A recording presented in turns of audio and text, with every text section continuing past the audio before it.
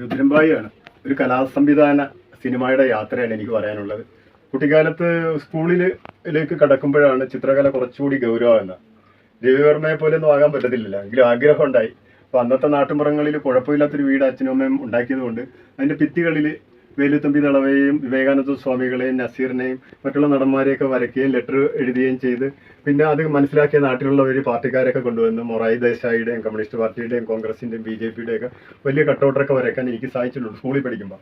ഞാൻ ശനിയും ഞായറും ആയിരുന്നു ചിത്രകല പഠിക്കാൻ ആതിരപ്പള്ളി ആലപ്പുഴ പളനി സാറിൻ്റെ പോകുന്ന. ആ സമയത്തൊക്കെ പ്രത്യക്ഷ ദൈവസഭ എന്ന് പറയുന്ന ഈ പാസ്റ്റർമാരുടെ പള്ളിക്കാരുടെ ബന്ധക്കോസുകാരുടെ ഇവിടെയൊക്കെ ബോർഡ് ഒറ്റയ്ക്ക് കൊണ്ട് വരയ്ക്കുമ്പോൾ എൻ്റെ കൂടെ സീനിയർ ഉള്ളവർ തന്നെ പേടിക്കും. ഞാൻ പറയും എനിക്ക് ആഗ്രഹം കൊണ്ടാണെന്ന് പറയും. അവർ സഹായിച്ചിട്ട് ഞാൻ അതിൻ്റെ പൈസയൊക്കെ മേടിച്ചിട്ട് അന്ന് നമ്മുടെ അച്ഛനും അമ്മയൊക്കെ മരിക്കുന്നതിനിടയ്ക്ക് മുമ്പുള്ള സമയമാണ്.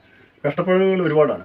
നമ്മൾ പോയി ഇത്തരം ചിത്രകല ചെയ്ത് സമ്മാനങ്ങൾ നിരവധി മേടിക്കാറുണ്ട്. സ്കൂളിലൊക്കെ സ്റ്റേറ്റ് ലെവലിലാണ്. എല്ലാവർക്കും എന്നെ അറിയുന്ന ആർട്സിലാണ്. ഞാൻ സ്റ്റേറ്റിൽ ഏറ്റവും കൂടുതൽ പോലീസ് കോട്ടയിൽ വരെ പോയ ഒരു പ്ലെയറാണ് സ്പോർട്സിൽ. അപ്പോൾ അത്തരത്തിലുള്ള ജീവിതത്തിൽ എനിക്ക് ഏറ്റവും കൂടുതൽ കലയോടാണ് സിനിമയോടാണ് ഏറ്റവും കൂടുതൽ ആഗ്രഹം. അതുകൊണ്ട് ഫൈൻ ആർട്സ് കോളേജിൽ നമ്മൾ പഠിക്കുമ്പോൾ ചിത്രകല ഗൗരവമായി പഠിക്കണമെന്ന് ആഗ്രഹിച്ചിട്ടാണ് അക്കാഡമിക്കലായിട്ട് പഠിച്ചത്.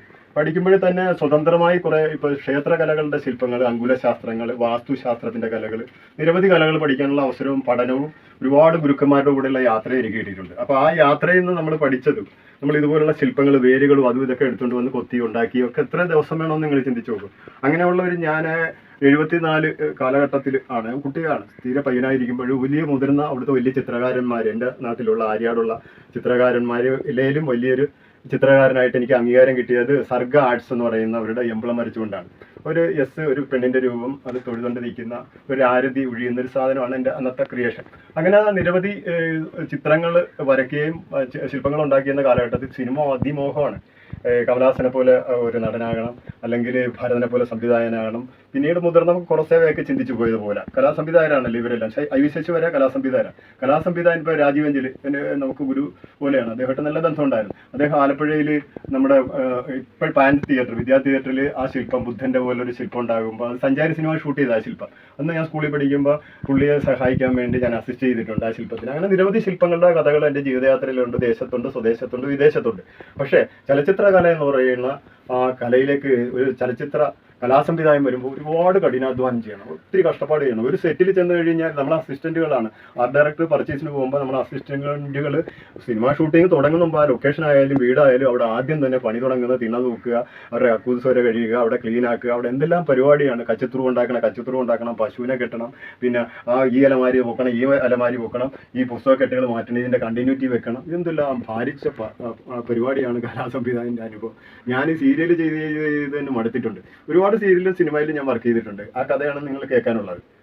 എൻ്റെ ചിത്രകലാ ജീവിതം സ്കൂളിലായിരുന്നു. സ്റ്റേറ്റ് ലെവലിൽ ഒരുപാട് സമ്മാനങ്ങൾ കിട്ടിയിട്ടുണ്ട്. പിന്നെ നാട്ടുമ്പുറങ്ങളിൽ സർഗ ആർട്സിലാണ് ആദ്യമായിട്ട് 74 അവിടുത്തെ എംബ്ലം ചെയ്തുകൊണ്ട് ഒരുപാട് പ്രശസ്തരുടെ മുമ്പിൽ ഒരു പയ്യൻ സ്കൂളിൽ പഠിക്കുന്ന ഞാൻ നല്ല ഒരു ലോഗോ ചെയ്ത് എനിക്ക് അവാർഡ് കിട്ടുന്നത്. പിന്നെ അങ്ങനെ നിരവധി സ്കൂളിൽ തന്നെ ശനിയും ഞായറും ഒഴിവുള്ള സമയത്ത് പോയിട്ട് പളനി സാറിൻ്റെ ചിത്രകല പഠിച്ചുകൊണ്ടിരുന്നത്. അങ്ങനെയാണ് സ്റ്റേറ്റ് ലെവലിലേക്ക് പോകുന്നത്. ആ കുട്ടിക്കാലത്ത് തന്നെ ഉദയ സ്റ്റുഡിയോയിൽ ഒരുപാട് ചിത്രങ്ങളിൽ 8ാം ക്ലാസ്സിൽ പഠിക്കുമ്പോൾ ആദ്യമായിട്ട് സിനിമയിൽ ആദ്യം കടന്നു കയറുന്നത് ധന്യ എന്ന് പറയുന്ന ഒരു സിനിമയാണ്. മെല്ലെ നീ മെല്ലെ വരൂ എന്നുള്ള സതീഷ് ബാബുവിൻ്റെ പാട്ടൊക്കെ ഉള്ള അങ്ങനെ വലിയൊരു തുടക്കം കുറിക്കുന്ന ആ ഒരു സിനിമയാണ്. അതിൽ ധന്യ എന്നുള്ള ലെറ്റർ അത് ഞാനാണ് എഴുതിയത്. ഇന്ത്യൻ ഇങ്കിലാണ്. അന്ന് എനിക്ക് 20 രൂപയാണ് ഉദയ സ്റ്റുഡിയോ എന്ന് കിട്ടിയത്. ആദ്യമായിട്ട് ഉദയ സ്റ്റുഡിയോ എന്നൊരു സിനിമയ്ക്ക് കിട്ടുന്ന ശമ്പളം 20 രൂപയാണ്. പിന്നീട് അങ്ങോട്ട് ചലച്ചിത്രങ്ങളിൽ, സീരിയലുകളിലൊക്കെ ഒരുപാട് വർക്ക് ചെയ്തിട്ടുണ്ട്. ഞാൻ ഒരുപാട് ഉദയ ചിത്രങ്ങളിലാണ് ഏറ്റവും കൂടുതൽ കൃഷ്ണൻകുട്ടി സാറിൻ്റെ കൂടെ വർക്ക് ചെയ്തത്. കണ്ണപ്പനുണ്ണി, പടയോട്ടം, തീക്കനൽ, കടത്തനാട്ട് മാക്കം, സ്ഫോടനം, ആഴി, അങ്ങനെയുള്ള സിനിമകൾ.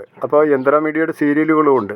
ഒരുപാട് സീരിയലിൽ ഞാൻ ഉദയൻ രീതി ഉൾപ്പെടെയുള്ളവരുടെ ആർട്ട് അസിസ്റ്റൻ്റ് ആയിരുന്നു. ഷാജി എമ്മിൻ്റെ സീരിയലുകളിൽ രാജന ആക്കുളത്തിൻ്റെ ആർട്ട് അസിസ്റ്റൻ്റായിട്ട് പോയിട്ടുണ്ട്. പിന്നെ AR കാസിമിൻ്റെ സീരിയൽ മന്ത്ര ഒരു തന്ത്രം, സിറാജ് അമാൻ്റെ കൂടെയുള്ള വർക്കുകളാണ്. മദൻലാലിൻ്റെ കൂടെ ഉണ്ടായിരുന്നു. M കൃഷ്ണൻ നായരുടെ മകൻ ശ്രീകുട്ടൻ്റെ കൂടെ ആർട്ട് ഡയറക്ടറായിട്ടുണ്ട്. സഞ്ജയ് മാക്കോത്തയുടെ കൂടെ ആർട്ട് ഡയറക്ടറായിട്ടുണ്ട്. ജോൺസൻ്റെ കൂടെ ആർട്ട് ഡയറക്ടറായിട്ടുണ്ട്. AS ബാവയുടെ കൂടെയുണ്ട്. പിന്നെ നമ്മുടെ അഴകിയ രമണനൊക്കെ ചെയ്യുന്ന സമയത്ത് ബാവയ്ക്ക് ആലപ്പുഴയിൽ ആദ്യമായിട്ട് ഗൾഫിൽ നിന്ന് വരുമ്പോൾ ആർട്ടിൽ ഞാൻ പുള്ളിയുടെ കൂടെ സിനിമയിൽ കടന്നിട്ടുണ്ട്. പിന്നെ ഞാൻ തന്നെ ചെയ്ത സൈലൻസ്, സംപൂജ്യം, ഉച്ചഭ്രാന്തൻ, മൺപ്രതിമകൾ, അടയാത്ത മിഴികൾ, തക്ഷശില, അമ്മ ഉണർന്നിരിക്കുന്നു, നടനം, ആദിപരാശക്തി, ആദിമൂകാംബിക, ശക്കുളത്തമ്മ, നൂജൻ, വാഗ്ബടൻ, കീഴാളൻ, അങ്ങനെ നിരവധി ടെലിഫിലിം സിനിമകളിലൊക്കെ ഞാൻ വർക്ക് ചെയ്തത് എൻ്റെ ഉണ്ടല്ലോ. നിരവധി ജോൺ അബ്രഹാം, ഓറയൊക്കെ ഞാൻ തന്നെ വർക്ക് ചെയ്ത വർക്കുകളാണ്. ചിത്രശില്പ പ്രവർത്തനം അതിനോടൊപ്പം ഉണ്ടായിട്ടുണ്ട്. നിരവധി പത്ര മാഗസിനുകളിൽ കാർട്ടൂണുകൾ, ചിത്രങ്ങൾ, കവർ ചിത്രങ്ങൾ, പിന്നെ നാടകസമിതിയിൽ ഒരുപാട് കേരളത്തിൽ അങ്ങോളം ഇങ്ങോളം നാടകസമിതിയിൽ വർക്ക് ചെയ്തിട്ടുണ്ട് ഒരുപാട് പ്രശസ്തരുടെ കൂടെ. അപ്പോൾ അങ്ങനെ ചിത്ര പ്രദർശനങ്ങളും കേരളത്തിലും അങ്ങോളം ഇങ്ങോളം ദേശീയ തലത്തിലും ഞാൻ ചെയ്തിട്ടുണ്ട്. മാത്രമല്ല നിരവധി സാമൂഹ്യ സംഘടനകളിൽ അവാർഡുകൾ വാരിക്കിട്ടിട്ടുണ്ട്. എൻ്റെ തന്നെ വിഷ്വൽസ് ആയിട്ടുള്ള ആദ്യം ഞാൻ ഡയറക്റ്റ് ചെയ്യുന്നത് 2000-ലാണ്. അത് രൂപം, കനൽ, ചെന്താമര, നുറുങ്ങുവെട്ടം, വയനാട് ഒരു യാത്ര, ഒരു ഇംഗ്ലീഷ് ഡോക്യുമെൻ്ററിയാണ്. ഭൂമിഗീതം, കീഴാള സ്വത്തം, നരയാനം, മായക്കണ്ണാടി, പിന്നെ സിനിമകളായിരുന്നു. ഉന്മൂലനം, അദൃശ്യൻ, പരസ്യചിത്രങ്ങൾ തന്നെ 1600 പരമാണ്. അത് കഴിഞ്ഞ് പിന്നെ ഇതിനിടയിൽ ശ്രീചക്രവാസിനി, മൂകാംബിക, ഉന്മൂലനം, അങ്ങനെ ഒത്തിരി പരിപാടികൾ. ഇതിനിടെ സ്റ്റേജ് പ്രോഗ്രാമിലും ഒത്തിരി ആർട്ട് വർക്കുകൾ ചെയ്തിട്ടുണ്ട്. കലാസംവിധാനം അത് കൊച്ചിൻ കലാകേളിയുടെ മിമിക്സ് ട്രൂപ്പിലാണ്. കൊച്ചിൻ കലാശ്രീയുടെ കൂടെ, അത് മിമിക്സ് തന്നെയാണ്. അത് കൊച്ചിൻ കലാഭാരതിയുടെ കൂടെ ഉണ്ടായിരുന്നു. തിരുവനന്തപുരം പ്രണവത്തിൻ്റെ കൂടെ ഉണ്ടായിരുന്നു. അങ്ങനെ നവഭാരത് നാടക സമിതിയുടെ കൂടെ സഹകരിക്കുമ്പോഴും ഞാൻ വർക്ക് ചെയ്തിട്ടുണ്ട്. ഇൻഡിപെൻഡൻ്റ് ആയിട്ട് വർക്ക് ചെയ്ത ഒരു തമിഴ് പടം ഇപ്പോൾ റിലീസ് ചെയ്യുന്നത് തമിഴ്നാട്ടിലാണ്. അത് റിലീസ് ചെയ്തത് അകമൊഴി വിഴികൾ എന്ന് പറയുന്ന പടത്തിൻ്റെ സ്വതന്ത്ര ആർട്ട് ഡയറക്ടറാണ്. പിന്നെ ഒരുപാട് നിരവധി ചലച്ചിത്ര രംഗത്തെ എൻ്റെ കലാസംവിധാനത്തെക്കുറിച്ച് പറയാനുണ്ട്. അനുഭവങ്ങൾ വ്യത്യസ്തമാണ്. ഒരു ചലച്ചിത്ര കലാസംവിധായകൻ്റെ അധ്വാനം സാധാരണയല്ല. ഏത് സിനിമാക്കരയിലും കഠിനാധ്വാനം കലാസംവിധായകനാണെന്ന് എൻ്റെ ജീവിതം കൊണ്ട് എനിക്കറിയാം. കാര്യം വേതനം പോലും കിട്ടാൻ വലിയ പാടാണ്, ഒരുപാട് കഷ്ടപ്പാടാണ്. കാര്യം എന്ന് പറയുന്നത് ഒരു സിനിമ ഷൂട്ടിംഗ് സ്ഥലത്തിൽ ആദ്യം ചെല്ലേണ്ടത് ഡയറക്ടറും മറ്റുള്ള സാങ്കേതിക പ്രവർത്തകരും ചെന്ന് ലൊക്കേഷൻ കണ്ട് അവിടെ ഒരു കെട്ടിടം ഉണ്ടെങ്കിൽ അവിടുത്തെ മറ്റുള്ള പശ്ചാത്തലമൊക്കെ ഉണ്ടെങ്കിൽ അതിൻ്റെ ഒരു മാപ്പ് അവർ നമുക്ക് തന്നിട്ട് അതിൻ്റെ ഒരു സ്കെച്ച് ഉണ്ടാക്കി അവിടെ ചെയ്യേണ്ട ആർട്ട് രീതികൾ ഏതാണ്, കെട്ടിടങ്ങൾ ഏതാണ്, അല്ലെങ്കിൽ അവിടെ ഒരു ചന്ത ഉണ്ടാക്കണമെങ്കിൽ ചന്ത ഉണ്ടാക്കണം. അപ്പോൾ അവിടെ വേണ്ട എന്തെല്ലാമാണ്, സൈക്കിൾ വർക്ക്ഷോപ്പ്, പിന്നെ ബാർബർ ഷോപ്പ്, പിന്നെ കടകൾ, മാടക്കടകൾ, അങ്ങനെയൊക്കെ ഒരുപാട് സെറ്റുകൾ ചെയ്ത വർക്കുകളൊക്കെ നിരവധിയാണ്. അപ്പോൾ അതുമാത്രമല്ല, ഈ സ്റ്റണ്ട് ചെയ്യുമ്പോഴാണ് ആർട്ട് ഡയറക്ടർ പണി മേടിക്കുന്നത്. ഏറ്റവും കൂടുതൽ സ്റ്റണ്ട് ചെയ്യുമ്പോൾ ഇപ്പോൾ ഈ ഗ്ലാസ് ഇടിച്ച് പൊട്ടിക്കുന്ന സീനുണ്ട്. ക്ലാസ് എന്ന് പറഞ്ഞാൽ ഷൂർ ക്ലാസ് എന്ന് പറയുന്നത് അതൊക്കെ സ്റ്റണ്ട് മാസ്റ്ററും ആർട്ട് ഡയറക്ടറുമായിട്ട് വളരെ കണക്റ്റഡ് ആയിട്ട് ചെയ്യുന്നൊരു വലിയ വർക്കാണ്. വളരെ ഡേഞ്ചറാണ്. ഞാൻ ഈ അകമൊഴി വിഴികൾ എന്ന് പറയുന്ന സിനിമയിൽ ആർട്ട് ചെയ്യുമ്പോൾ എനിക്ക് എൻ്റെ കൂടെ പരിജ്ഞാനമുള്ള അസിസ്റ്റൻറ്റുകളില്ല. കാര്യം അതിൻ്റെ സാമ്പത്തിക ഭദ്രത കൊണ്ട് എന്നോട് അതിൻ്റെ സംവിധാനം പറഞ്ഞതനുസരിച്ച് സെറ്റിലുള്ളവരെയൊക്കെ തന്നെയാണ് എൻ്റെ കൂടെ അസിസ്റ്റ് ചെയ്തത്. അപ്പം ഞാൻ കഠിനാധ്വാനം ചെയ്യേണ്ടി വരും. നമ്മൾ അതിലൊക്കെ വലിയ സങ്കടവും പ്രശ്നങ്ങളും ഉണ്ട്. പ്രശസ്തനായി പദവിയൊക്കെ ഉണ്ടെങ്കിലല്ലേ ധനം നമുക്ക് ശരിയായ അർത്ഥത്തിൽ നമുക്ക് അവരോട് ചോദിച്ചു വാങ്ങാൻ പറ്റുള്ളൂ. നമ്മൾ വലിയ അപ്രശസ്തനായ ഒരു കലാകാരനെ ആരും അംഗീകരിക്കത്തില്ല. അവനെപ്പോഴും പട്ടിണിയും ദാരിദ്ര്യവും ജീവിത ദുരന്തങ്ങളുമാണ്. അപ്പോൾ അങ്ങനെ ഒരു കലാസംവിധായകൻ്റെ ജീവിതത്തിൽ നിന്ന് സംവിധായകനാകാനുള്ള യാത്ര എൻ്റെ കുഞ്ഞിലേ തൊട്ടുള്ളതാണ്. സ്കൂളിൽ പഠിക്കുമ്പോഴേ ഉള്ളിൽ നാടകം കളി, ആട്ടപ്പാവകൾ, ആലസ്യം, ആരണ്യകം, അസുരവാക്യം, ഇങ്ങനെ നാടകങ്ങൾ, അമർച്ചർ നാടകങ്ങളും തെരുവ് നാടകങ്ങളും മിമിക്സും അതുപോലെ ബാലയും നാടകവും പ്രൊഫഷണൽ നാടകവും കളിച്ച് സത്യത്തിൽ എനിക്ക് കിട്ടിയത് മഹാഭാഗ്യങ്ങളാണ്. ഞാൻ ചുവട് വെച്ച ഒന്നിൽ നിന്നും അല്ല 0-ൽ നിന്നും തുടങ്ങി 1, 2, 3, 9 തുടങ്ങി അതിൻ്റെ ആ ഹീറോയിസത്തിൻ്റെ സിനിമയുടെ സർവ്വ അവസ്ഥയിലേക്കും എനിക്ക് കടക്കാൻ പറ്റിയത് ഈ പുണ്യജന്മത്തിനോട് എൻ്റെ മാതാപിതാക്കളോടും ഗുരുക്കന്മാരോടൊക്കെ അകമഴിഞ്ഞ് എനിക്ക് സ്നേഹവും കടപ്പാടും അതൊരു നിയോഗമായി കാണുന്നൊരു മനുഷ്യനാണ്. അപ്പോൾ കലാസംവിധായകർ പലരും അക്കാഡമിക്കൽ പഠിച്ചിട്ട് പോലും സിനിമയിൽ വന്നാൽ കലാസംവിധാനത്തിൻ്റെ ഒരു പദ്ധതി വേറെയാണ്. ഒരിക്കലും ഒരു അക്കാഡമിയിൽ പഠിക്കുന്ന രീതികളല്ല കലാസംവിധാനം. കാര്യം നമ്മളൊരു ചിലന്തിവല ഉണ്ടാക്കണമെങ്കിൽ അതൊന്നും അക്കാഡമിയിൽ പഠിച്ചുണ്ടാക്കുന്നില്ല. അതിനകത്ത് ചില ഗമ്മുകളും ചില സാധനങ്ങളൊക്കെ ഉണ്ടാക്കിയിട്ടാണ് ചിലന്തിവല ഉണ്ടാക്കുന്നത്. മാത്രമല്ല കലാസംവിധാനത്തിന് ഈ പറഞ്ഞ സ്റ്റണ്ടിൽ ഗ്ലാസ് പൊട്ടിക്കുക, കുപ്പി കൊണ്ട് തലക്കടിച്ച് പൊട്ടിക്കുക, തെങ്ങും തൈ ചുവടോട് കുറച്ചിട്ട് ആ തേങ്ങയുടെ, അത് ഞാൻ തമിഴ് പടത്തിൽ ഞാൻ ചെയ്തിട്ടുള്ളതാണ്. അത് നമ്മുടെ സൂര്യനിൽ അഭിനയിച്ച ശരത് കുമാറിൻ്റെ പടത്തിൽ. അതിലൊക്കെ നമ്മൾ ഈ തേങ്ങ കൊണ്ടുവന്നിട്ട് അതിനകത്ത് ഒരു തെങ്ങും തൈയുടെ ചുവട് കൊണ്ട് അതിനകത്ത് കുത്തി അതിനകത്ത് ഉള്ളിൽ സ്പോഞ്ചും മറ്റൊക്കെ കയറ്റി തെർമോക്കോളൊക്കെ കൊണ്ട് ചെയ്യുന്നൊരു മോൾഡ് പരിപാടിയാണ്. അങ്ങനെ ഒത്തിരി കുനിഷ്ഠ പരിപാടികൾ, തന്ത്രപരമായ കഷ്ടപ്പാടുള്ള വളരെ നിഗൂഢമായ ഒരു സംവിധാന കലയാണ് ചലച്ചിത്ര കല. ഈ ലോകത്തെ ഏറ്റവും വലിയ ബെൻഹർ എന്ന് പറയുന്ന ഇത്ര ആർട്ട് ഡയറക്ടർ അതിന് കഷ്ടപ്പെട്ടത് വലിയൊരു ഇതാണ്. അത് ബാഹുബലിയെക്കുറിച്ച് തന്നെ ചിന്തിച്ച് നോക്ക്. എല്ലാ പടത്തിനും ആർട്ട് ഡയറക്ടർ ഒരു പ്രാധാന്യമാണ്. ഒരുപാട് കഷ്ടപ്പെട്ടുള്ള, ഒരുപാട് ത്യാഗം ചെയ്ത് സംവിധാനത്തിൽ നിന്ന് വരുന്നവരാണ് IV ശശിയും ഭരതനും അങ്ങനെയുള്ളവരില്ല, അരവിന്ദനൊക്കെ കലയെക്കുറിച്ചും കലാസംവിധാനത്തെക്കുറിച്ച് അറിയാവുന്ന സംവിധായകരാണ്. ലോകത്തെ ഏറ്റവും കൊറസേവ തന്നെ ഓസ്കാർ മേടിച്ചവരെല്ലാം കൂടുതലും കലാസംവിധാനം പഠിക്കുമ്പോൾ സംവിധാനത്തിന് എളുപ്പമാണ്. ഫ്രെയിമുകൾ വെക്കാനും അതിൻ്റെ സൗന്ദര്യശാസ്ത്രത്തെ മനസ്സിലാക്കാനും ഒത്തിരി പോയിൻറ്റുകളുണ്ട്. അപ്പം തീർച്ചയായും നമ്മളൊരു വർക്ക് ചെയ്യുമ്പോൾ ആ വർക്കിന് നമ്മൾ കലാസംവിധായകനാകാനുള്ള എടുത്തുചാട്ടം കാണും. പക്ഷേ ഏതെങ്കിലും ഒരു പണിയൊക്കെ പഠിച്ചിട്ട് വന്നിട്ട് കലാസംവിധായകനായ വലിയ നടക്കുന്ന കാര്യമല്ല. നിരവധി കാര്യങ്ങൾ പഠിക്കാനുണ്ട്. അതിനകത്ത് തന്നെ കാർപ്പൻ്റ് സെക്ഷനുണ്ട്, ക്ലേ മോഡൽ ഉണ്ടാക്കുന്നതുണ്ട്, പൾപ്പിലുണ്ടാക്കുന്നവരുണ്ട്, അതുപോലെ തന്നെ ലെറ്റർ എഴുതുന്നവരുണ്ട്. അങ്ങനെ സെക്ഷൻ ആർട്ടിൽ തന്നെ കുറേ. ഇപ്പോൾ ഞാൻ ആർട്ട് ഡയറക്ടർ ആകുമ്പോൾ എൻ്റെ കൂടെ ചിലപ്പോൾ 8 പേര് 4 പേരൊക്കെ അസിസ്റ്റൻറ്റുകൾ വരും. ഓരോ സെക്ഷനാണത്. അത് തിരിച്ചിട്ട് വലിയ വണ്ടി, ആർട്ടിൻ്റെ വലിയ വണ്ടികൾ യൂണിറ്റിൽ വന്ന് കിടന്നിട്ട് ഈ പ്രോപ്പർട്ടികളെല്ലാം നിറച്ച് ലോറി കണക്കിന് സാധനങ്ങളൊക്കെ കൊണ്ടുവന്നിട്ടാണ് ചെയ്യുന്നത്. അപ്പോൾ കലാസംവിധായകൻ്റെ സൗന്ദര്യശാസ്ത്രം ഒരു വലിയ കാര്യമാണ്. സിനിമയിലെ ഒരു കലാസംവിധായകൻ്റെ കഷ്ടപ്പാട് അതിനപ്പുറത്താണ്. കലാസംവിധായകനെ ശരിയായ അർത്ഥത്തിൽ ഇന്ത്യൻ സിനിമ പരിഗണിക്കുന്നില്ല എന്നൊരു ദുഃഖം മാത്രമേ ഈ ചലച്ചിത്ര കലാസംവിധാനത്തിൽ നിന്ന് സംവിധാന കലയിലേക്ക് കടന്നും അഭിനയവും തിരക്കഥയും മറ്റുള്ള എല്ലാ ഭാഗത്തിനും വേണ്ടി ഞാൻ ജീവിക്കാൻ ഓടുന്ന ഒരു സഹയാത്രികനും ഒരു പരിത്യാഗിയായ ഒരു ചലച്ചിത്ര സംവിധായകനാണ് ഈ ഉള്ള രുദ്രൻ ഭായ്. ഈയുള്ള യാത്ര എനിക്ക് ചലച്ചിത്ര സംവിധായകനാകാനുള്ള. അപ്പം ഞാൻ ഏറ്റവും കൂടുതൽ 16 വയസ്സുള്ളപ്പം ജോൺ അബ്രഹാമിൻ്റെ കൂടെ അമേറിയ സിനിമയിൽ മോട്ടി എന്ന് പറയുന്ന ആർട്ട് ഡയറക്ടറെ കൂടെ അസിസ്റ്റ് ചെയ്താണ് വരുന്നത്. പിന്നെ ആ സിനിമയിൽ പിരിവെടുത്താണല്ലോ സിനിമ ചെയ്യുന്നത്. കൊച്ചു പ്രായത്തിൽ യുക്തിവാദവും ഇടതുപക്ഷ രാഷ്ട്രീയമൊക്കെ വരുന്ന 10-16 വയസ്സൊക്കെ അപ്പോൾ ശക്തമാണ്. ഈ സമയത്ത് സാമൂഹ്യ ബോധവും സാംസ്കാരിക ബോധവും രാഷ്ട്രീയ ബോധവും ശക്തമാണ്. അപ്പോൾ ഒരു കലാകാരൻ ഒരു ചലച്ചിത്ര സംവിധായകനാകണം എങ്ങനെയാണെന്ന് ജോൺ അബ്രഹാം എന്നെ പഠിപ്പിച്ചു തന്നു.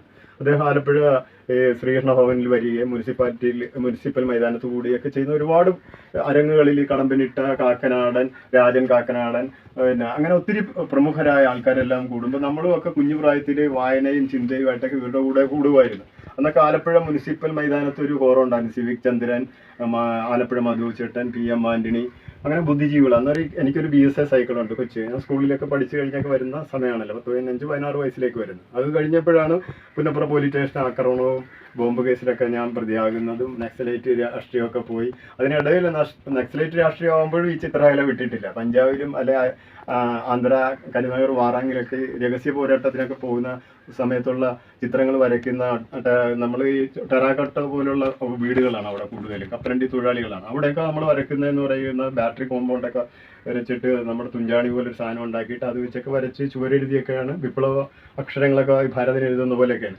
അപ്പോൾ അങ്ങനെ നമുക്കൊരു ഭരതനെ പോലെ സംവിധായകനാകണം എന്ന ആഗ്രഹമാണ് എനിക്ക്. ശരിക്കും ജോൺ അബ്രഹാമിനെ ഇഷ്ടമാണ്. ജനകീയൻ എന്നുള്ള രീതി സിനിമ ചെയ്യുമ്പോൾ ഒരു ഭരതനെ പോലത്തെ ചലച്ചിത്ര സംവിധായകനാകണം. ആ യാത്ര എനിക്ക് ഗംഭീരമായ വഴികൾ തരുമെന്ന് ആഗ്രഹിച്ച്, പക്ഷേ ഞാൻ ചെയ്യുന്നത് വിശപ്പിന് വേണ്ടി സമരം ചെയ്ത അട്ടപ്പാടി മധുവിൻ്റെ ജീവിതം, അതുപോലെ തന്നെ അറിയാമല്ലോ മാവോയിസ്റ്റുകൾ അല്ലെ ഇവിടുത്തെ ഇടതുപക്ഷ രാഷ്ട്രീയങ്ങൾ, വിപ്ലവ പ്രസ്ഥാനങ്ങൾ എങ്ങനെ ഒരു ജനപക്ഷത്ത് ചേരും എന്നുള്ള രാഷ്ട്രീയം പറയുമ്പോൾ ഞാൻ ജയിലിൽ പിടിച്ചിടും. ആദ്യം എൻ്റെ ആൾക്കണ്ണാടി എന്ന സിനിമ ഞാൻ ജയിലിൽ പിടിച്ചിട്ടാണ്. വലിയ ചാപ്ര വണ്ടി വന്നിട്ട് മാവോയിസ്റ്റ് ഡ്രസ്സുകളൊക്കെ ഇട്ട് ഞാൻ തോക്കുമൊക്കെ ആയിട്ട് ഇന്നപ്പോൾ ആലപ്പുഴയിൽ വലിയ മുതിർന്ന ഉദ്യോഗസ്ഥന്മാരുൾപ്പെടെ വന്ന് നമ്മൾ അറസ്റ്റ് ചെയ്തുകൊണ്ട് പോയിട്ടുണ്ട്. ആ പടവും നിന്ന് പോയിട്ടുണ്ട്. അങ്ങനെ എൻ്റെ സംഘർഷഭരിതമായ പടമായിരുന്നു. ജോൺ അബ്രഹാം ചെയ്യുമ്പം തന്നെ എത്ര മരണമാണ് നടന്നത്. ഞാൻ കണ്ട മരണം ഉൾപ്പെടെ ഒരുപാട് വിഷയങ്ങളുണ്ട്. എൻ്റെ ആദ്യത്തെ പടം സംവിധാനം ചെയ്യുന്ന ജോൺ അബ്രഹാമാണ്. അതിനു മുമ്പ് ആതിരുവോ എന്ന് പറയുന്ന ചലച്ചിത്രമാണല്ലോ, അറിയില്ല. അതിൻ്റെ ആർട്ട് ഞാനാണ് ചെയ്തത്. ആ ആർട്ട് ചെയ്ത് പടം തുടങ്ങിയതിന് മുമ്പ് തന്നെ ആ പടത്തിൻ്റെ ബഡ്ജറ്റ് പ്രശ്നം ഉണ്ടായി. അത് 4 കോടി രൂപയുടെയാണ്. സുരേഷ് ഗോപി, കലാഭവൻ മണി, സേതാമേനൻ, സരയു, അങ്ങനെ ഒത്തിരി ആർട്ടിസ്റ്റുകളുള്ള പടമായിരുന്നു. ഇപ്പോഴും നമ്മൾ കലാസംവിധാനം എല്ലാ പടങ്ങളിലും ഞാൻ തന്നെ ചെയ്യാൻ ശ്രമിക്കും. കാര്യം എന്ന് പറഞ്ഞാൽ പടം ഷൂട്ട് ചെയ്യുന്നതിന് മുമ്പ് ഇപ്പോൾ ഗർലാട തന്നെ നമ്മളെല്ലാ പ്രോപ്പർട്ടിയും ഉണ്ടാക്കി വെക്കും. ഇപ്പോൾ ജോൺ അബ്രഹാം ചെയ്യുമ്പോൾ അങ്ങനെയായിരുന്നു, പിന്നെ കീഴാളം ചെയ്യുമ്പോഴും അങ്ങനെയായിരുന്നു, ഓറ ചെയ്യുമ്പോഴും ഞാൻ ഇതിൻ്റെ ഇത് ഈ കെട്ടിടം തന്നെ പാർട്ടി ഓഫീസായി 5 സ്ഥലം ഞാൻ ആർട്ട് ചെയ്തതാണ്. ഒന്ന് പാർട്ടി ഓഫീസായിരുന്നു. ഇവിടെയൊക്കെ ലെനിൻ്റെ, മാർച്ചിൻ്റെ, എംഗൽസിൻ്റെ ഒക്കെ പടങ്ങൾ കൊണ്ടുപോയി കൊടിയൊക്കെ വെച്ചിട്ട് വലിയ ഹാളാണല്ലോ ഇത്. 10-30-40 പേർക്ക് ഇരിക്കുക. അപ്പോൾ ഈ ഹാളിൽ അവിടെയൊക്കെ മുറി ഇപ്പോൾ അടച്ചടച്ച് വെച്ചിരിക്കുക. ഈ ഹാളിൽ പാർട്ടിക്ക് സഹകളൊക്കെ ഇരിക്കുന്ന ഒരു സംഭവമൊക്കെ നമ്മൾ ഷൂട്ട് ചെയ്തിട്ടുണ്ട്. ഇതിനകത്ത് അത് മാത്രമല്ല, ഒരു ക്ഷേത്രം, അതായത് പുരോഹിതനായ പിന്നെ ഓറയിലെ നായകൻ ശങ്കരൻ്റെ ക്ഷേത്രം കാണിക്കുന്നുണ്ട്. പിന്നെ ഒരു ദേവിയായിട്ട് ഉള്ള ഒരു പ്രത്യേക വിഷ്വല്, നായിക സോണിയ മൽഹാറിൻ്റെ ഒരു വിഷ്വൽ. പിന്നെ അതല്ലാതെ എന്നെ ഉരുട്ടുന്ന പോലീസ് സ്റ്റേഷൻ, ഇതിനകത്ത് തുണിയില്ലാതെ ഉരുട്ടുന്ന ഒരു പോലീസ് സ്റ്റേഷൻ ഓറയിൽ ഇതിന് ചിത്രീകരിച്ചിട്ടുണ്ട്. അങ്ങനെ വേണ്ട 5-6 ഇതിപ്പം പൊളിക്കാതെ ഇങ്ങനെ വെച്ചിരിക്കുന്ന ഒരു ഷൂട്ടിങ്ങിന് വേണ്ടിയാണ്. നമുക്ക് ഈ ഷീറ്റും അതും ഇതൊക്കെ അഴിച്ചെടുത്താൽ നമുക്കിത് ഈ കെട്ടിടമൊക്കെ നമുക്ക് പല രീതിയിൽ രൂപപ്പെടുത്താം. ഇനി കച്ചത്തൂറ് കൊണ്ടുള്ള വീടാകാം, ടെറാക്കോട്ട കൊണ്ടുള്ള വീടാകാം, കൊട്ടാരമാകാം, ശില്പകലകളുള്ള വീടുകളൊക്കെ. ആർട്ട് മൈൻഡ് ഉള്ളത് കൊണ്ട് എനിക്ക് അങ്ങനെയൊക്കെ ചെയ്യാൻ പറ്റും. അപ്പോൾ കലാസംവിധാനം പഠിക്കുന്നവർക്ക് ഒരുപാട് കാര്യം പഠിക്കാനുണ്ട്. ഞാൻ പറഞ്ഞിട്ടുണ്ടല്ലോ അതിൽ തന്നെ, ചിലന്തി വല ഉണ്ടാക്കാൻ, ഷുഗർ ഗ്ലാസ് പൊട്ടിക്കുന്ന, അങ്ങനെ ഒത്തിരി കാര്യങ്ങൾ ഒരു അക്കാഡമിക്കിൽ പഠിച്ചുകൊണ്ട് ഒരു ആർട്ട് ഡയറക്ടർ ഉണ്ടാകത്തില്ല. സിനിമയിൽ പഠിക്കുന്ന എക്സ്പീരിയൻസ്, അസിസ്റ്റൻ്റ് ആയിട്ട് പണിയെടുത്ത് നല്ല കലാസംവിധായകനാകുമ്പോൾ മാത്രമേ നല്ല കലാസംവിധായകനാവുള്ളൂ. രാജീവ് അഞ്ചലൊക്കെ നല്ല കലാസംവിധായകനാണ്. ഭരതൻ നല്ല കലാസംവിധായകനാണ്. ഗന്ധർവ ക്ഷേത്രം എന്ന് പറയുന്നത് സിനിമയിൽ ഒരു വലിയ തെങ്ങും കൊണ്ടാണ് ആ ഗന്ധർവ ക്ഷേത്രത്തിൽ ഭരതൻ എന്ന കലാസംവിധായകൻ ഉദയ സ്റ്റുഡിയോയിൽ തെങ്ങ് ഒരു ലോറി കൊണ്ടുവരും. തെങ്ങല്ല, പന. അപ്പോൾ അതുപോലെ തന്നെ പിന്നെ ഇത് നമ്മുടെ രാജീവ് അഞ്ചൽ ചെയ്തത് നമ്മുടെ ഇദ്ദേഹം ഞാൻ ഗന്ധർവൻ എന്ന് പറയുന്ന സിനിമയിൽ പിന്നെ ആ പാട്ട് ഞാൻ മറന്നുപോയി, ദേവി എന്ന് പറയുന്ന ആ പാട്ട് പാടുന്ന സമയത്ത് വരുന്ന ആ ഒരു മേഘമൊക്കെ അദ്ദേഹത്തിൻ്റെ കയ്യിൽ നിന്ന് വീണ്, ഒരു അസിസ്റ്റൻ്റെ കയ്യിൽ നിന്ന് വെള്ളത്തിലേക്ക് വീണ ഒരു വാട്ടർ കളറിൻ്റെ കളറാണ് മേഘമായിട്ട് വരുന്നത്. അന്ന് ടെക്നോളജി ഉണ്ടായിട്ടില്ല. പിന്നെ രാജീവ് അഞ്ചലിൻ്റെ പടങ്ങളിൽ വന്ന് ഗുരു സിനിമയിൽ ടെക്നോളജി നന്നായിട്ട് ഉപയോഗിച്ചിട്ടുണ്ട്. കലാസംവിധായകൻ പടം ചെയ്യുമ്പോൾ അത് ഗംഭീരമായിരിക്കും. ഗുരു സിനിമ അങ്ങനത്തെയാണ്, ബാഹുലി അങ്ങനെയാണ്. അപ്പോൾ കലാസംവിധായകർ എന്നുള്ള രീതിയിലേക്ക് ചലച്ചിത്രത്തിൽ വരുമ്പോൾ, അല്ലെങ്കിൽ ക്യാമറമാൻ ചലച്ചിത്രത്തിൽ വരുമ്പോൾ ഗംഭീരമായിരിക്കും. ഇതൊന്നും അറിയാത്ത പുതിയ ന്യൂജൻ പിള്ളേർ മൊബൈലിൽ കുത്തി കളിച്ച് സംവിധായകരാകുന്നുണ്ട്. ഭാഗ്യം കൊണ്ട് അവർ രക്ഷപ്പെടുന്നുണ്ട്. കലയിടയ്ക്ക് വേണ്ടി, സമൂഹത്തിന് വേണ്ടിയും പോരാടുന്ന എന്നെ പോലുള്ളവർ നല്ല പ്രൊഡ്യൂസർമാർ കിട്ടത്തില്ല. ഞങ്ങളെയൊക്കെ ഉയർത്താൻ ആൾക്കാർ കാണത്തില്ല.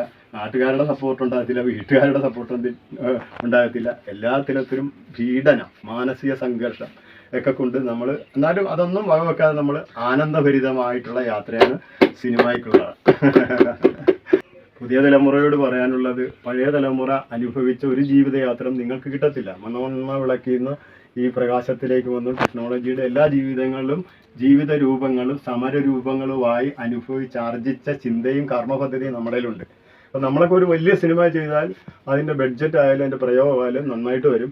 അതുകൊണ്ട് നമ്മുടെ ഗറില്ല സിനിമ അത്തരം ഒരു പോരാട്ടത്തിൻ്റെയും കലയുടെയും സൗന്ദര്യശാസ്ത്രത്തിൻ്റെയും സംവിധാനത്തിൻ്റെയും ജനപക്ഷത്ത് ചേരുന്ന സിനിമകളാണ് എൻ്റെ യാത്ര.